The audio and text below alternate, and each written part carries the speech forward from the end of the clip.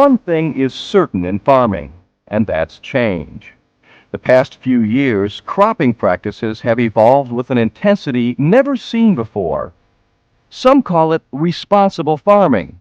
Others call it farming ugly. Whatever you call it, the countryside and the way you farm will continue to change the next few years. One critical aspect of this change is crop residue management. Dan McCain, field specialist for the Conservation Technology Information Center, explained to intent audiences during seminars at the Farm Progress Show. I think there's really two things that are driving the change to conservation tillage right now that are pretty important to all of you.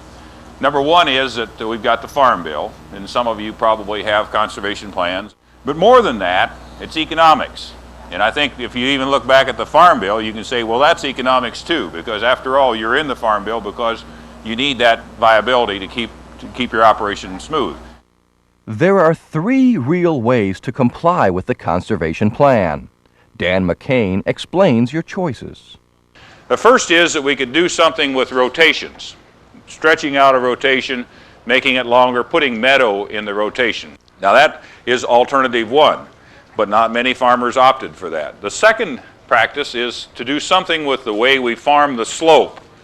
And by that I mean we can put in terraces, do contour strip cropping, buffer strips, other ways of controlling the slope and the erosion movement of water off of the slope. The third thing is to do something with crop residues and to manage these residues in a means that you can control erosion. One of the most crucial aspects of farming with more residue is your planter's performance. A planter that worked just fine in conventionally tilled ground, fields that were plowed, disked twice, and then hit with a field cultivator a couple of times, just won't perform well in mulch till, no-till, or ridge till conditions. You need to decide which practices you're going to try and then equip your planter to match those conditions. The residue management practice that's growing the fastest is no-till. In 1992, nearly 7.5 million more acres were planted no-till than were the previous year. And projections are for continued conversion to no-till. The primary reason is economic. Your input costs, field operations and pesticides for no-till are much less than for any other cropping system. In fact, over a 3-year average in Indiana, input costs for no-till were significantly less than for ridge till, mulch till, or conventional tillage systems. Although many more acres of corn are being planted no-till, the majority of acres converted to no-till are soybean. White no-till planters offer several options for narrow row soybeans. The splitter attachments, 6900 series, like the one shown here, can be added to 6100 series planters to split the row width. If you plant 30-inch corn, you can plant 15-inch beans with the splitter. This is a low-investment way to start planting narrow row soybeans because you eliminate the need for an expensive no-till drill. If you're in the market for a new planter, you'll want to consider the white 6600 series. It allows you to simply lower interplant row units into planting position for 15-inch soybeans. Because the 2-bar design leaves lots of room on both the front and back bar, you can also order the planter setup for increasingly popular 20-inch rows. Whether you elect to use the splitter or interplant unit, you're essentially splitting the row so you can plant 30-inch corn and 15-inch soybeans.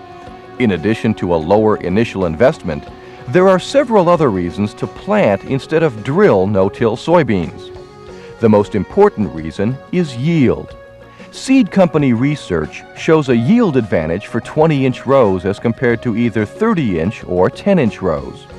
In addition, because drills tend to spew seed instead of singulate it, seed costs are lower with a planter than with a drill. Other reasons to plant instead of drill include the ability to monitor your planter's performance, the even emergence of planted beans, the additional residue left by a no-till planter as compared to a no-till drill, and the ability to skip rows for your tractor to get back into spot spray or cultivate if necessary. Regardless of whether you plant corn, soybeans, or any other no-till crop, and regardless of the row width, there are a few important points to remember when setting up your planter for no-till. In no-till, it's more important than ever to make sure the planter is level when it's lowered in the planting position. This means the frame, seed boxes, and parallel links should be as level as possible. If the planter down pressure springs are set incorrectly, or the hitch is too high or too low, fertilizer may be placed too deep. The coulter may work the soil too deep, potentially dropping the seed deeper than expected into the resulting trench. And the closing wheels may not have enough pressure to properly close the seed trench. These same problems can occur with frame-mounted coulters and other frame-mounted residue management attachments too. Selecting the correct no-till attachments will depend a lot on your particular soil type, previous yields and resulting residue levels, weather patterns, and other factors. Some guidelines for selecting attachments are available from your white planter dealer. A few of the important attachments to consider include the fertilizer opener.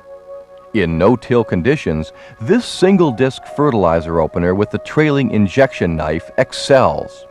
It creates a narrower trench than the notched fertilizer attachment, making it ideal for no-till conditions.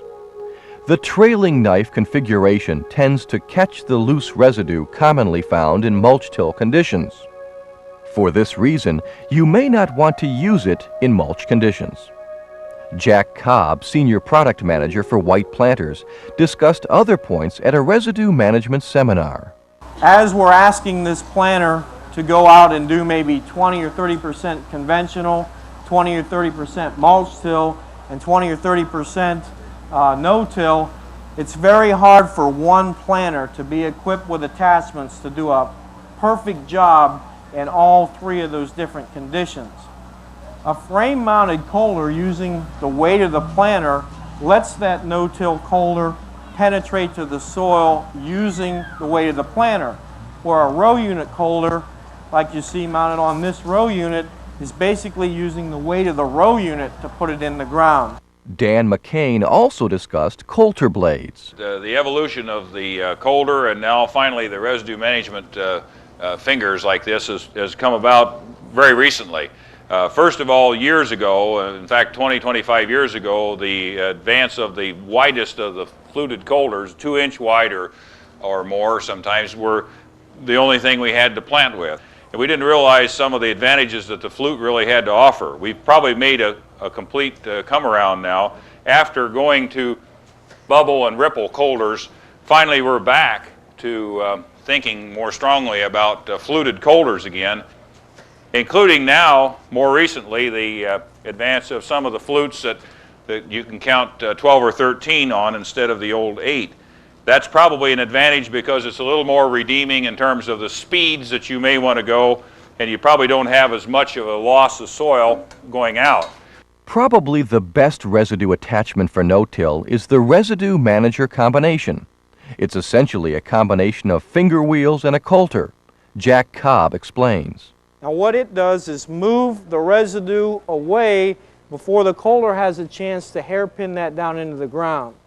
Now if you have a corn stalk that would hairpin down in a V and a kernel would end up in that corn stalk and you would get a dry spring and it would dry out, that kernel could lose its moisture.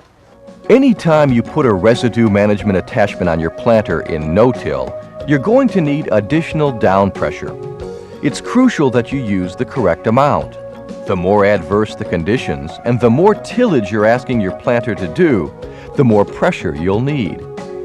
Other options that should be considered when planting no-till include dual rubber closing wheels for most mulch and no-till conditions, dual cast closing wheels for tough no-till conditions, notch disc marker to leave a darker, easier to see mark, or a no-till marker which penetrates hard soil conditions. And if you just can't seem to get enough down pressure, weights are also available. Your white dealer can assist in determining the best setup for your particular no-till conditions. Another form of no-till is ridge till. Dan McCain explains. It too is undisturbed from harvest to planting, with the exception of nutrient injection, just like no-till. We do our fall tillage operations in the summer. At the time we bring the ridge back up through cultivation. After that we do no more tillage, no more soil movement.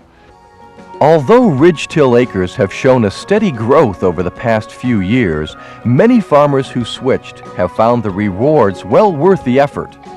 Ridge tilling is growing in popularity in the western corn belt where corn is planted on corn. In addition, there are pockets of ridge-tilled soybeans springing up. When all the costs are analyzed, ridge-tilled soybeans return the highest profits when compared to no-till, mulch-till, and conventionally tilled beans. In addition to investing in a ridge-till cultivator, you'll want a planter like the White 6700 series. It will need to be set up specifically for ridge-till planting. The White strip ridge attachment features a coulter between two solid discs. The coulter loosens the top of the ridge so the discs can easily scrape it off. This allows the seed opener to place the seed in moist soil. Because the row units need to stay on top of the ridges, a stabilizing device like the White stabilizing fin will also be required. Cylinder blocks are used to maintain planter height and avoid gouging the ridge. Starter fertilizer is usually knifed in next to the seed trench. Herbicides are generally spray banded directly over the row from tanks mounted to the tractor. The third type of residue management is mulch till.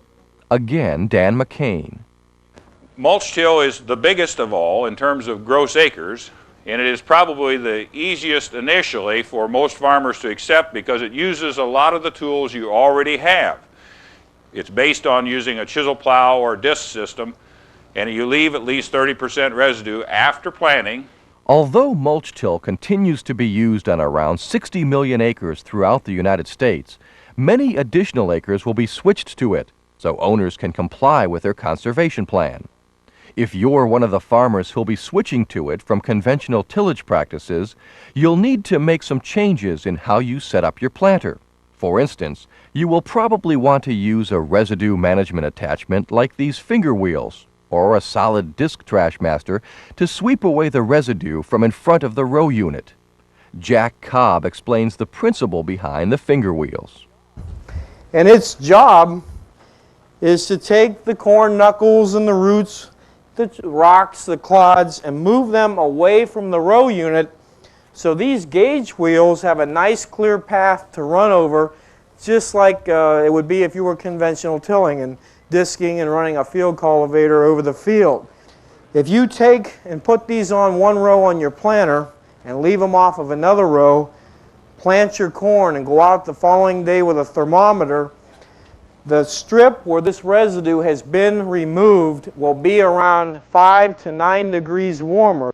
If you're considering no-till in the future, you may want to use a combination of the residue manager fingers and a coulter.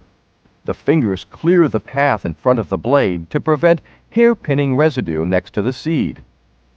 If you want to use a row unit mounted coulter without the residue manager finger wheels, be sure to select the correct blade for your soil type and residue levels.